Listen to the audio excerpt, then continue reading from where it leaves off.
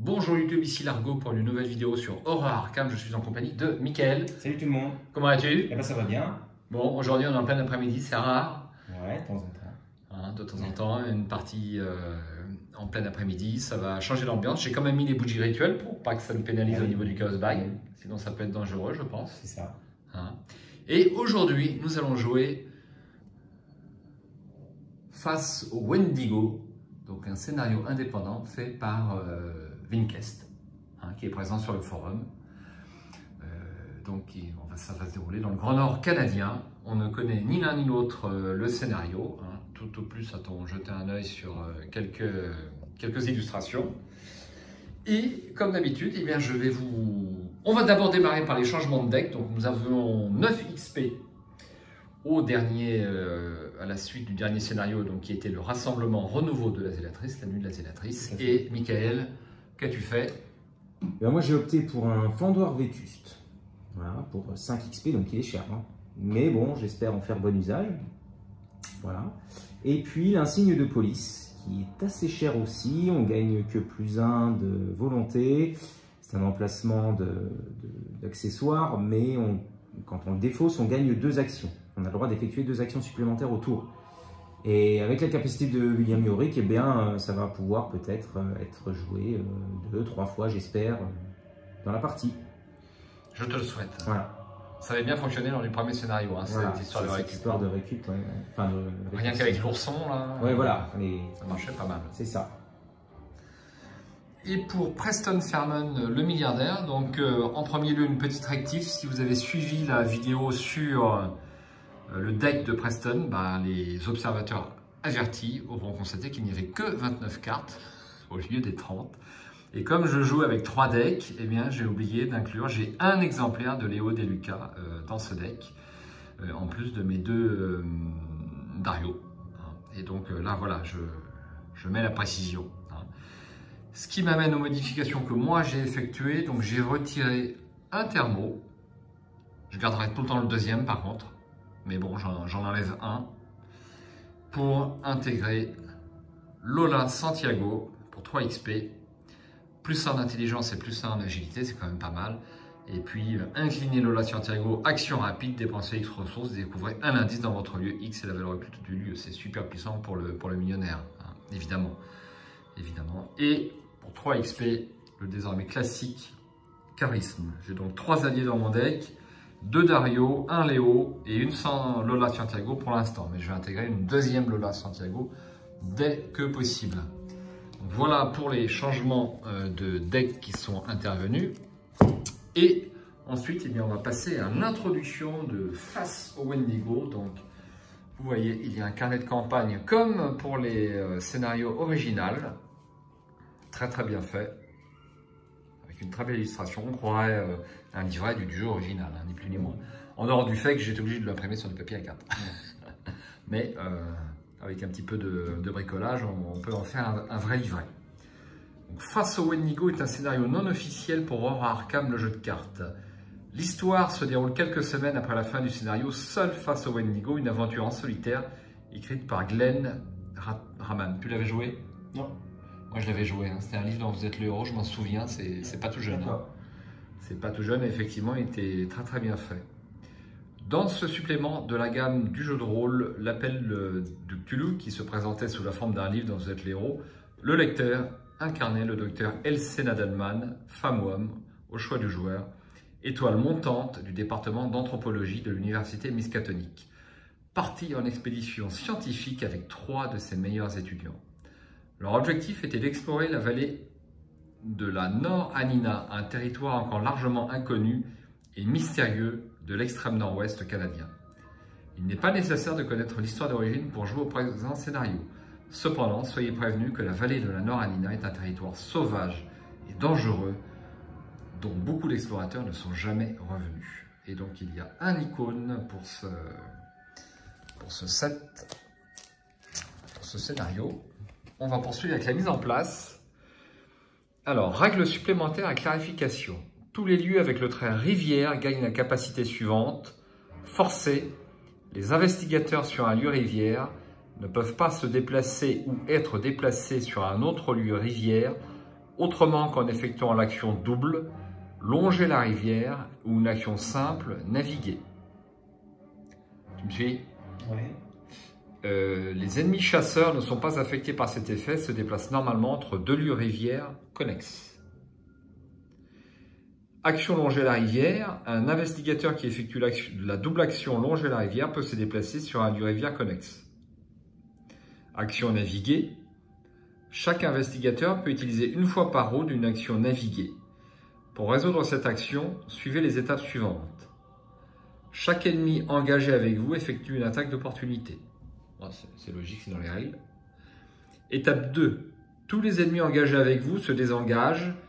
Jusqu'à la fin de cette action, aucun ennemi ne peut vous engager et vous ne pouvez pas révéler deux lieux. Alors, après cette petite interruption, je reprends. Donc j'en étais à l'étape 2. Tous les ennemis engagés avec vous se désengagent. Jusqu'à la fin de cette action, aucun ennemi ne peut vous engager et vous ne pouvez pas révéler de lieu. Étape 3. Déplacez-vous vers un lieu rivière de votre choix. Comptez le nombre de déplacements entre deux lieux connexes que vous avez effectués pour y arriver. 1, 2 ou 3 déplacements au maximum. Alors là, je vais répéter.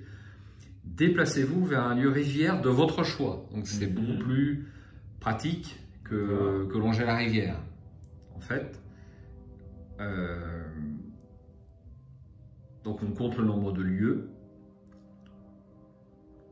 Étape 4, effectuez un test de lutte ou d'agilité de difficulté 1 plus X, où X est le nombre de déplacements que vous avez effectués à l'étape 3. Donc au minimum, okay. 2. Ouais, 2, oui. Voilà. Oui. En cas d'échec, subissez un dégât. Donc tu peux subir un dégât, ouais. Ou 2 dégâts à la place, en cas d'échec avec des différences de 2 ou plus. D'accord. Voilà. Donc il vaut mieux naviguer. C'est ce que je comprends, moins d'action, mais il y a un risque de dégâts. Et puis on peut aller beaucoup plus loin. Si on fait longer la rivière, il y a 0 risque, mais tu te déplaces que d'un lieu, ça coûte 2 actions. Les soutiens avec le trait guide. Les cartes soutien avec le trait guide gagnent la capacité suivante, réaction. Au cours du tour d'un investigateur dans votre lieu, vous pouvez donner cette carte à cet investigateur qui en prend le contrôle, limite une fois par round. Donc au début du tour d'un investigateur dans votre lieu, vous pouvez donner cette carte à cet investigateur qui en prend le contrôle, limite d'une fois par round. Si vous contrôlez plus d'un soutien guide à la fois, vous ne pouvez utiliser la capacité réaction que d'un seul d'entre eux à chaque test de compétence. Donc en fait, le guide peut servir à tout le monde, c'est ce que je comprends. Ouais. Carte histoire, donc les cartes histoire sont placées hors jeu face histoire visible. Ne lisez pas la boîte de texte de ces cartes et ne les retournez pas à moins qu'un effet de jeu vous demande de le faire. Lieu directement au nord, sud, est et ouest. Les lieux rivières, sauvages et mystiques sont connexes à un ou plusieurs lieux qui sont directement dans la direction du nord, sud, est et ou l'ouest, relativement à chaque carte, en prenant comme référence le schéma suivant. Okay. Toi, ça te paraît clair? Oui, ça va. Bon. Voilà, tout ce qui est rivières sauvages et mystiques sont connexes au lieu à côté, en gros. D'accord, ok. Eh bien, c'est tout pour les règles supplémentaires, qui sont donc très bien faites. Et on va passer au prologue. Tu veux te charger du prologue éventuellement? Si tu veux. Allez, charge-toi du prologue. Tiens, je te laisse faire la caméra pour suivre avec. Hop. Tu verras, c'est assez pratique. Alors, septembre 1926. Vous venez d'assister au procès retentissant du docteur Nadelman, une personne proche de vous qui était la vedette au devenir du département d'anthropologie de l'université Miskatonic. Nadelman est le seul membre revenu en vie de son expédition scientifique lancée à la découverte d'une vallée sauvage du nord-ouest canadien appelée le Nord Anina. Sylvia Davidson, Norman Falkner et Bernard Epstein, les 3 étudiants fraîchement diplômés qui l'accompagnaient, ont disparu. Les autorités d'Arkham tenaient à ce que justice soit faite et le jugement a été rendu dans ce sens, rendant coupable le Dr Nadelman d'homicide involontaire. Cependant, tout le monde a pu constater au cours de sa déposition que l'état de santé physique et mentale de Nadelman était fortement altéré.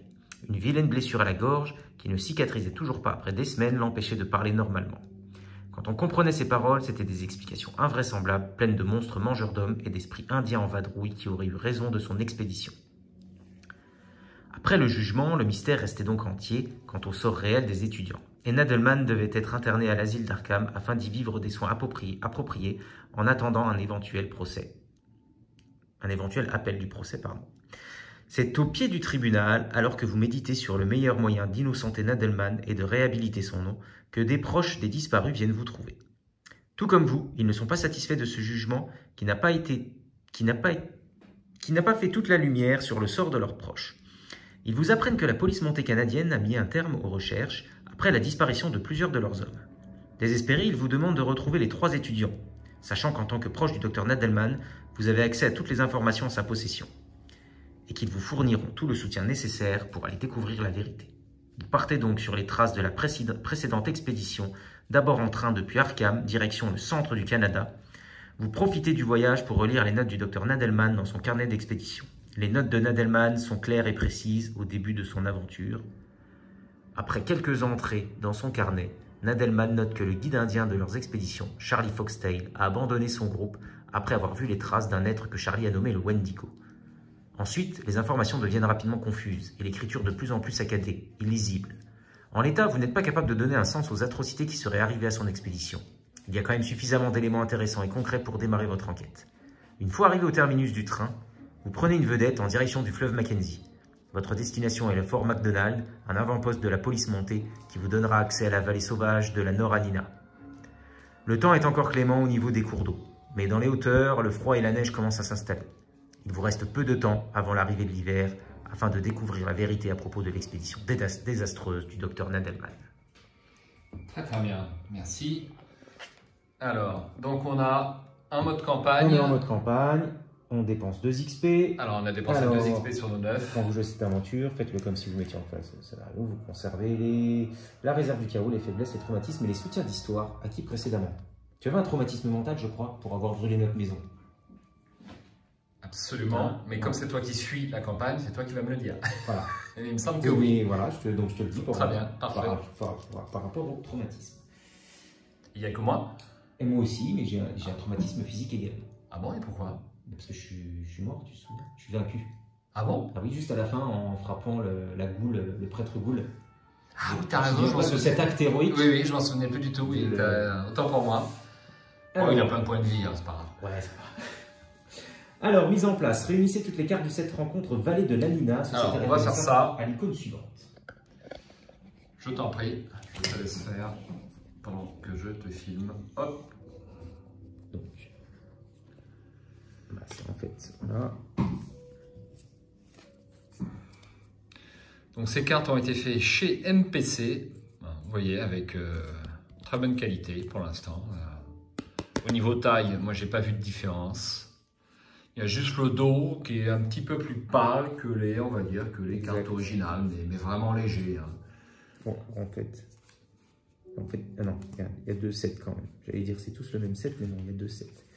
Le Wendigo ici. Mettez de côté les cartes mythes du Wendigo hors jeu, donc ils sont ici. Mettez en jeu les lieux. Fort Macdonald. Tu vas me les donner, je vais m'en charger. Alors, Fort Macdonald. Alors, il y a plein de lieux, hein. C'est assez copieux. Hein. Ah, bah, il est là, je ne trouvais pas. Voilà, Fort Macdonald. Alors, sur la bonne face. Elles sont assez épaisses ces cartes. Hein. Je me demande s'ils ne sont pas plus épaisses que les. Première illustration de cette partie. Très belle illustration. Donc, territoire indien et embarcadère.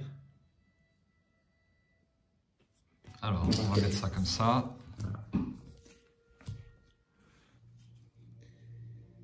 Chaque investigateur commence la partie dans l'embarcadère. Exemple d'emplacement des lieux, donc nous sommes ici, donc il vaut mieux les mettre plus vers nous, en ligne, territoire indien, embarcadère, Fort Macdonald. Ok. Voilà. Mélangez les 3 lieux, la Noranina,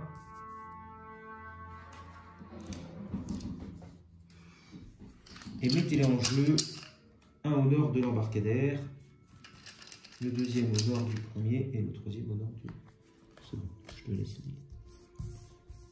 Superposé. Rendez-vous. Parti. Mélange, je ne connais pas. Je retire avec partie. Très très belle illustration. Hein. Territoire indien, embarcadère et Farm McDonald's. Je regardais sur chaque carte lorsqu'on s'y déplacera. Et donc par contre, les autres lieux ne sont pas mis en jeu. Ouais. Si, mais on les mélange et on va les mettre en jeu de part et d'autre de chaque lieu nord à Nina. D'accord, donc il est mis en place aléatoire voilà. À chaque fois. Voilà.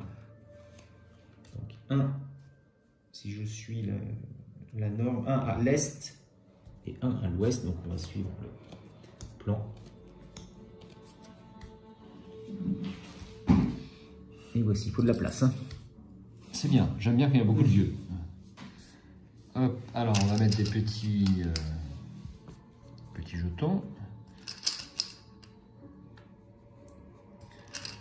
Donc je vois que la forêt impénétrable déjà a 2 lieux connexes.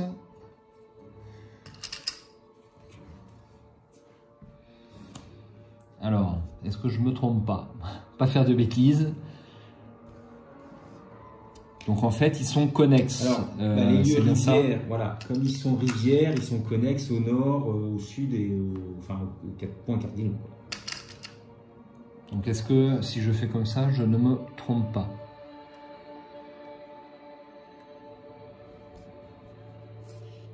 C'est bien ça, c'est marqué dessus. Le lieu est connexe au lieu rivière directement à l'est ou à l'ouest.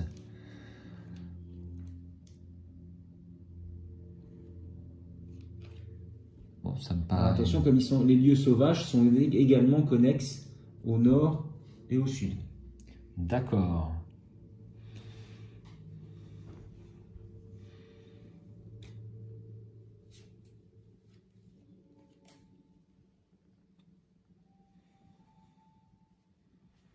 Donc je vais mettre un petit...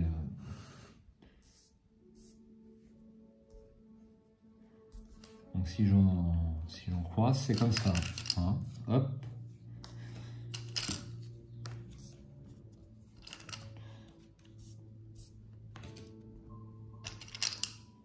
Est-ce que je me trompe en mettant ces choses comme ça ou pas? Pour moi, c'est bon. Pour toi, c'est bon. Donc on peut se déplacer au choix vers la rivière. Ce sont des lieux sauvages. Oui, ils sont tous sauvages. Voilà, ils sont tous sauvages ou mystiques. Donc, sauf le territoire indien ici. Donc est-ce que je mets un petit lien? Je ne crois pas. Alors, bonne question, parce que du coup, le sauvage là, puisqu'on nous dit les lieux rivières sauvages et mystiques sont connexes à un ou plusieurs lieux qui sont directement dans la direction du nord, sud et ou à l'ouest relativement à chaque carte. Alors si on veut être rigoureux, je pense qu'il faudrait le mettre comme ça. C'est-à-dire que ça c'est connexe là, mais là a priori ce serait pas connexe ici. Qu'est-ce que tu en penses? Ça me paraît logique par rapport à ce qui est lu. Effectivement. Alors, je vais te laisser prendre au hasard. Est-ce que connexe, c'est pas connexe dans les deux sens? Non. Si on tient à la lecture pure des règles, effectivement, c'est connexe que dans un seul sens. Ah oui, je pense que si on dit ce lieu-là est connexe à là, ça veut dire qu'il y a une direction là, mais ce lieu-là doit être connexe à là pour que ce soit... Très bien, donc on fait ça comme ça alors. C'est bien ça? Voilà, pareil. Je pense que c'est ça. Ok.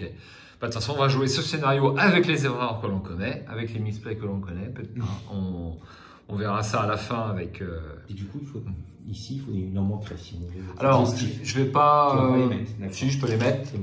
Mais c'est pas tout à fait connexe parce qu'il faut l'action naviguer, si tu veux. C'est pour ça que je n'en ai pas mis. Il faut l'action longer la rivière ou naviguer. Moi, c'est ce que je comprends. Sinon, tu peux pas te déplacer. Regarde, ils n'ont aucun lieu connexe. Non?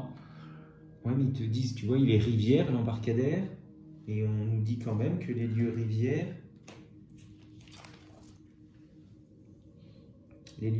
sauvages et mystiques, sont connexes à un ou plusieurs lieux qui sont directement dans la direction du nord, sud, est, ouest. D'accord. Alors, comme tu vois là, longer la rivière, un investigateur qui effectue la double action longer la rivière peut se déplacer sur un lieu rivière connexe. Donc là, je ressens peut-être une petite imprécision au niveau des règles. Qu'en penses-tu? Alors, les lieux avec le trait rivière. Tous les...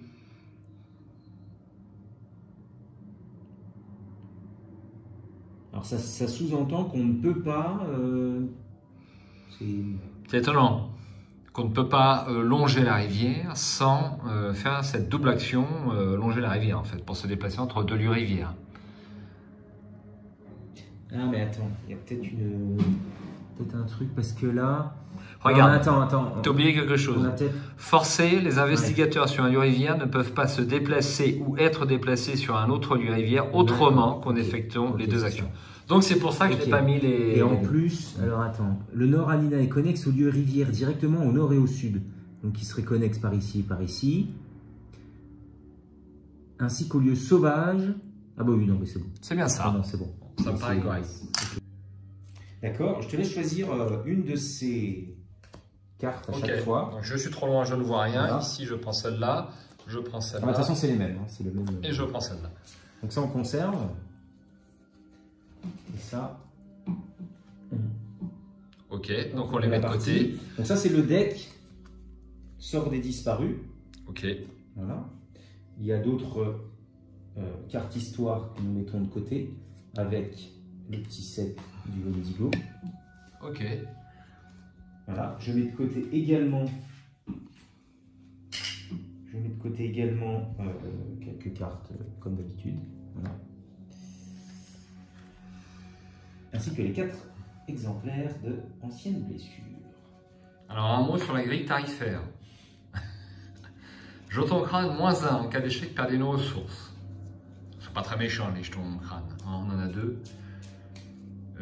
Cultiste -2 en cas d'échec, un soutien allié que vous contrôlez subit un dégât et une horreur. Ça c'est intéressant. Ensuite tablette ancienne -2 en cas de réussite, placez un indice depuis la réserve sur la chaîne de montagne.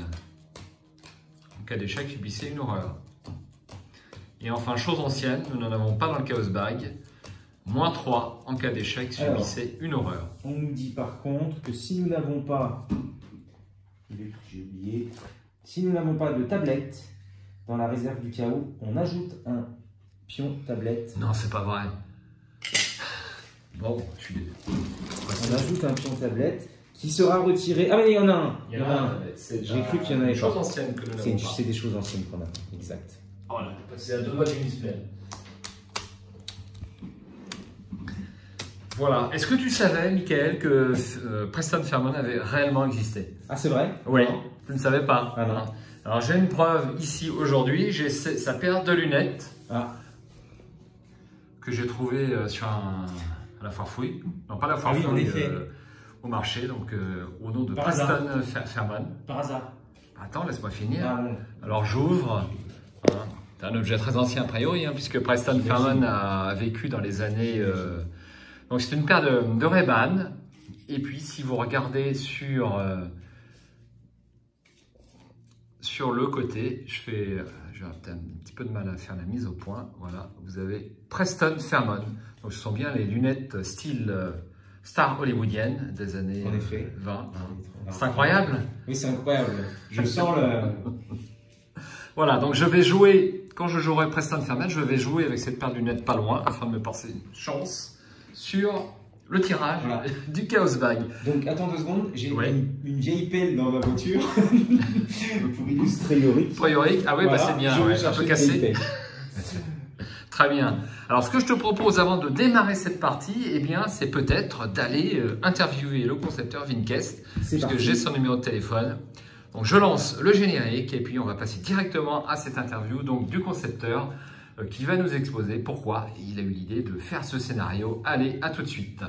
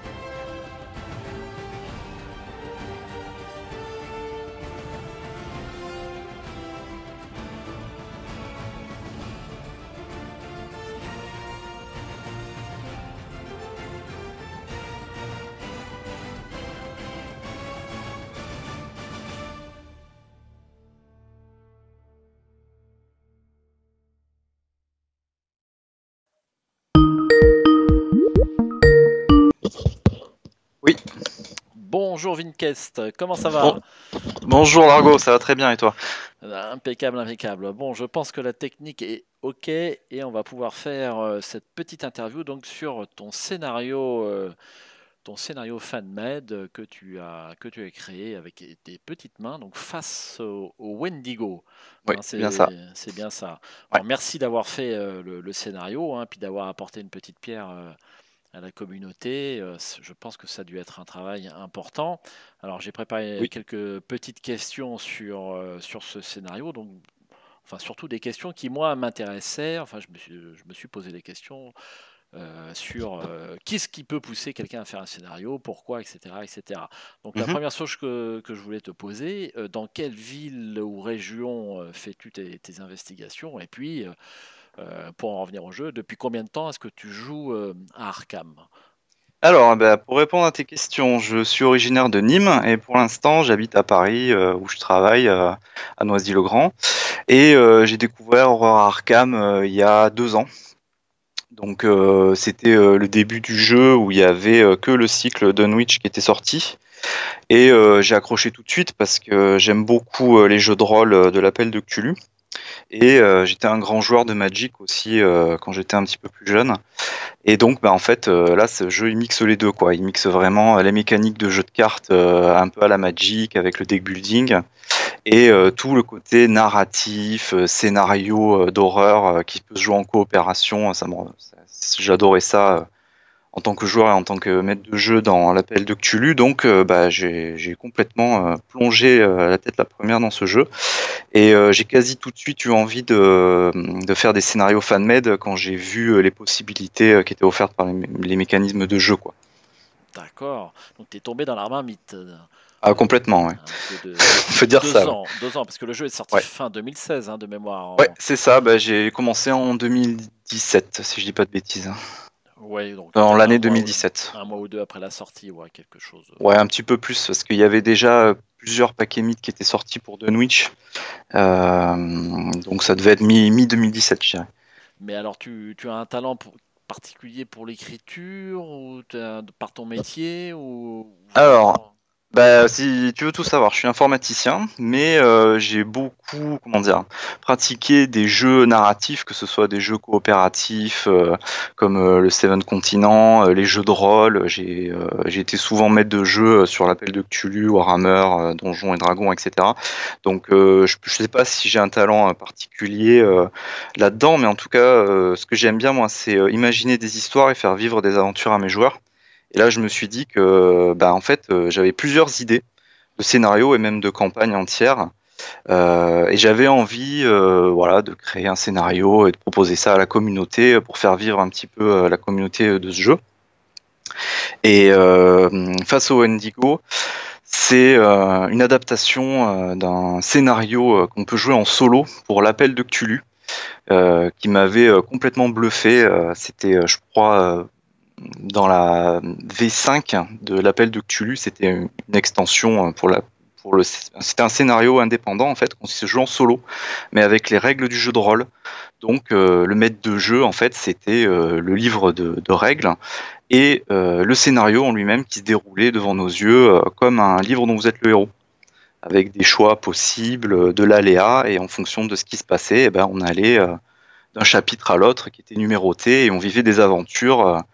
Dans le nord-ouest sauvage du Canada, à la recherche voilà, d'informations sur ce qui se passait dans cette région inconnue du monde. Et ça m'avait tellement bouleversé ce scénario, j'avais tellement accroché que c'est resté dans un coin de ma tête. Et quand est venu le temps de se dire qu'est-ce que je pourrais faire comme scénario pour Horror Arkham, j'ai tout de suite pensé à une adaptation de ce scénario. Et donc c'est là qu'est partie l'idée de ce scénario que tu as entre tes mains en ce moment.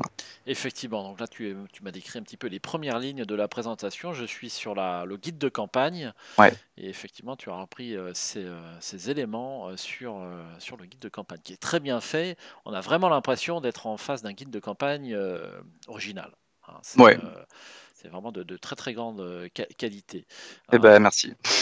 Et donc, comment as-tu fait pour créer des nouvelles traîtrises, et enfin des nouveaux lieux? Je me demande, moi, si c'est facile ou si c'est difficile de trouver un petit peu de nouvelles mécaniques, enfin Mm. euh, et de faire comme l'original, à savoir que la carte traîtrise colle un petit peu à son effet, hein, puisque je crois que c'est le cas dans ton scénario. Tu as fait attention Ouais. à ce point. Oui, bien sûr. En fait, je me suis pas mal facilité la tâche pour un premier scénario parce que j'ai déjà d'autres en cours là, d'écriture et de réalisation et d'autres idées. Mais pour le premier, j'avais envie de m'aider pas mal sur quelque chose d'existant. Donc c'est pour ça que c'est une adaptation. En fait, c'est même une suite à l'histoire originale. Et donc en partant de là, il y a pas mal de choses qui en ont découlé au niveau narratif. Et donc à partir du moment où je savais quelle histoire je voulais raconter et quels événements il pouvait se passer, et ben tout s'est enchaîné assez logiquement en fait. Là pour pas dévoiler l'intrigue de Face au Wendigo, l'idée c'est de retrouver 3 étudiants qui ont été perdus pendant une expédition qui s'est très mal passée et chaque étudiant en fait a un sort particulier qui lui est arrivé et qui est aléatoire, c'est-à-dire qu'il n'y aura pas toujours le même sort à chaque partie pour chacun des étudiants. Il y a 2 possibilités pour chaque. Et donc, en fonction de ça, eh ben, selon que je voulais que l'étudiant puisse le retrouver vivant ou mort, eh ben, il y avait un lieu, par exemple, où on pouvait retrouver son cadavre, ou alors au contraire, il y avait un lieu avec la piste, les traces de pas, par exemple, hein, je dis n'importe quoi pour pas spoiler. Et ben, en fonction de ça, les lieux se sont un peu, j'ai un peu trouvé les lieux comme ça, en tâtonnant et de façon logique. Et pareil pour les traîtrises, ça a découlé de comment j'ai organisé le scénario. Et tu vas voir que la particularité de ce scénario, c'est qu'il y a une rivière au milieu en fait des lieux. Il y a une rivière avec un mouvement un peu spécial. Et la règle spéciale est expliquée dans le carnet de campagne. Et donc tout découle de ça en fait. Il y a beaucoup de cartes traîtrises qui jouent là-dessus en fait, sur cette rivière qui a des règles spéciales. Et donc il y a des cartes traîtrises qui jouent un peu là-dessus, qui permettent de bloquer la rivière, alors que c'est quasiment le seul moyen d'accès à certains lieux, par exemple, temporairement ou pendant un temps indéterminé. Les ennemis sont des ennemis, on va dire, du folklore local. Donc tu vas avoir, comme son nom l'indique, le Wendigo qui va peut-être apparaître à un moment donné, mais il y a des animaux sauvages, il y a d'autres petites surprises. Et voilà, tout s'est agencé, on va dire, assez logiquement. Il y a pas mal d'idées qui me sont venues. En fait, il n'y a pas eu trop de soucis à ce niveau-là. Ce qui a été beaucoup plus long et difficile, c'était de trouver les illustrations. Ah, c'était la question suivante. Les voilà. Tout joueur d'Horror Arkham, ça est bien attaché quand même, c'est vrai, à un visuel. Hein, c'est un petit peu la différence entre les jeux de rôle et peut-être Horror Arkham, c'est que sur Horror Arkham, on a quand même un support visuel qui est un petit peu plus important. Ça aide avec un plateau de jeu, avec des pions, avec des cartes investigateurs, et c'est vrai que le visuel compte beaucoup. Donc comment est-ce que tu as fait pour trouver les images alors ? Alors, c'était assez long parce que il se trouve que des images à disposition, même existantes, où il faut demander l'autorisation des auteurs, je parle même pas des images qui sont libres de droit.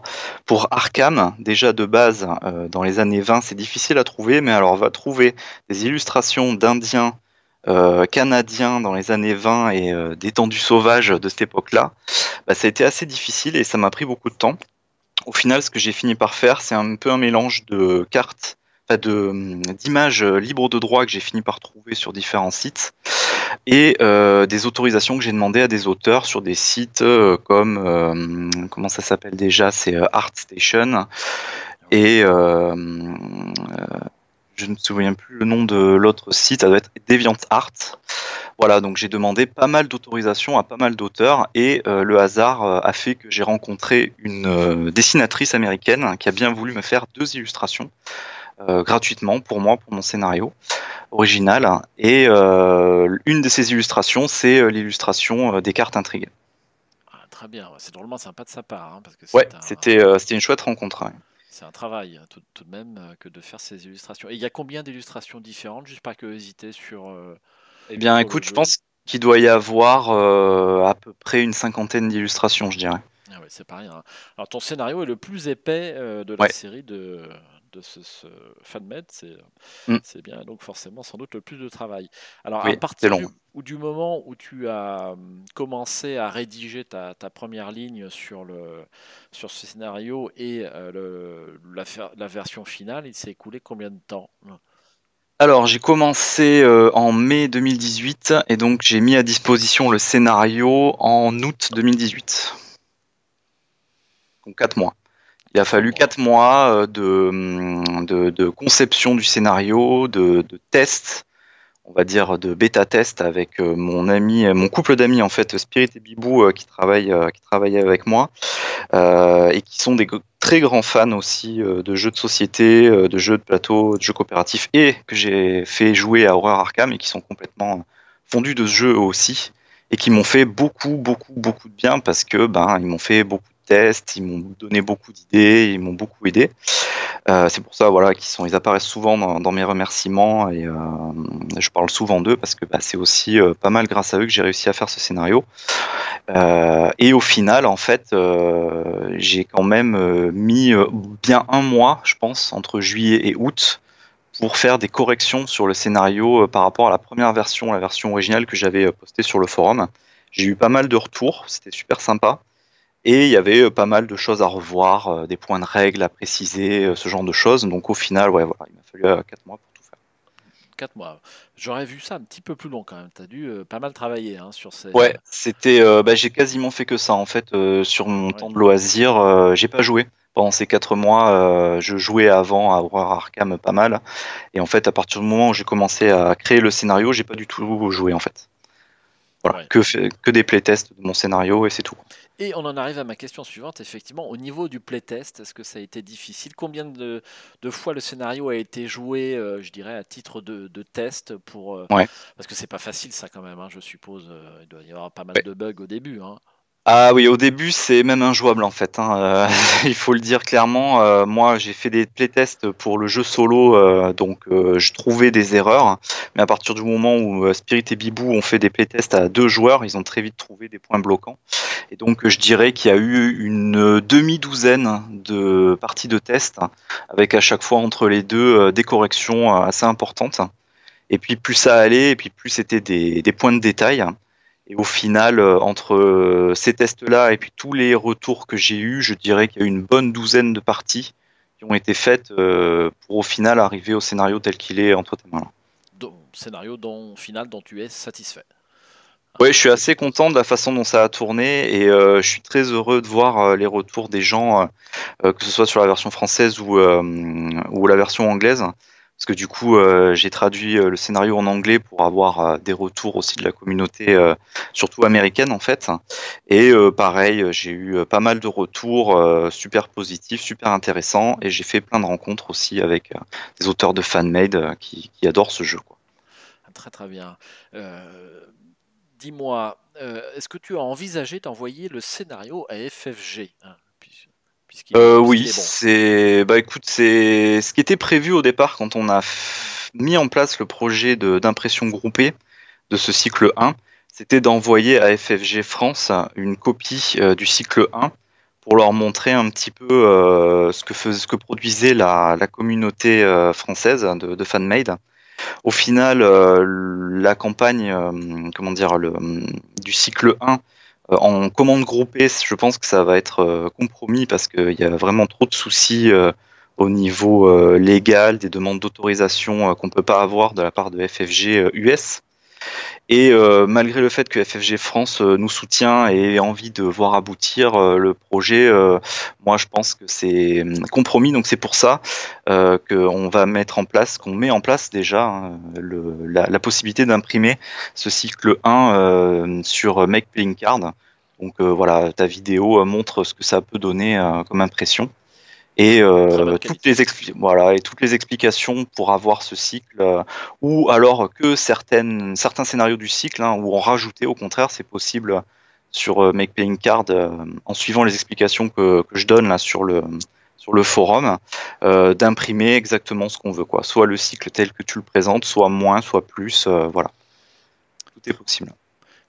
Pour une impression à la carte, on va dire, voilà, ça coûtera un petit peu plus cher, hein, forcément, qu'une impression groupée où c'était intéressant au niveau des regroupements de coûts. Mais là, je pense que c'est plus raisonnable de partir sur des impressions personnalisées. Ouais. D'accord, eh bien, ça coûte environ 100 €, je suis bien placé pour le savoir, n'est-ce pas?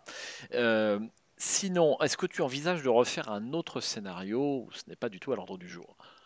Alors, je suis déjà en train de terminer un cycle, enfin, on va dire une petite campagne de 3 scénarios Le premier scénario est quasiment terminé, là il est en phase de playtest.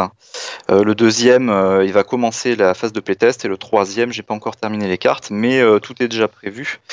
Si tu veux tout savoir, ça sera une campagne donc en 3 scénarios qui est une adaptation du livre de Joseph Conrad qui s'appelle Le cœur des ténèbres. Voilà, donc ça se passera en Afrique et le but du jeu sera d'aller retrouver Monsieur Kurtz qui s'est complètement fourvoyé avec des forces ténébreuses en Afrique. Ça, c'est une nouvelle, dis donc, hein. Une campagne en 3 scénarios, rien que ça. Ouais, voilà, c'est ça. Donc tu as apprécié ta première expérience et puis tu Ouais. voudrais, tu voudrais renouveler alors. Hein. Voilà, c'est ça. Peut-être qu'on va le jouer avec Akashi alors. Hein. Exactement, bah c'est très bien en fait, tu me permets de rebondir là-dessus. Effectivement, il y aura une introduction, plusieurs conclusions et plusieurs effets de jeu et personnalisation si on prend Akashi comme personnage principal.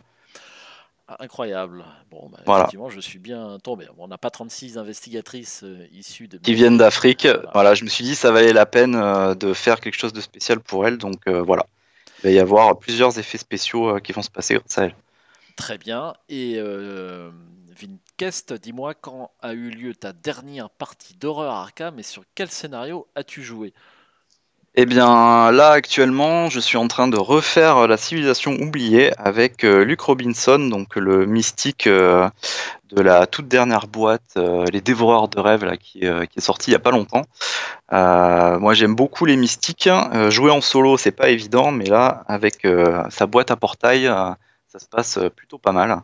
Donc voilà, j'essaye d'alterner entre création de scénario et jeu, parce que je me suis rendu compte qu'il y a pas mal d'idées que j'avais eues de scénarios, que ce soit pour le Wendigo ou pour les autres scénarios qui arrivent après, qui en fait ont été utilisés par FFG, qui trouve des idées de gameplay comme nous tous, hein, quasiment tous les auteurs là, de scénarios fan-made ont eu des idées de gameplay qui sont plus ou moins, qui se rapprochent plus ou moins avec des idées qui étaient existantes ou qui finissent par être trouvées.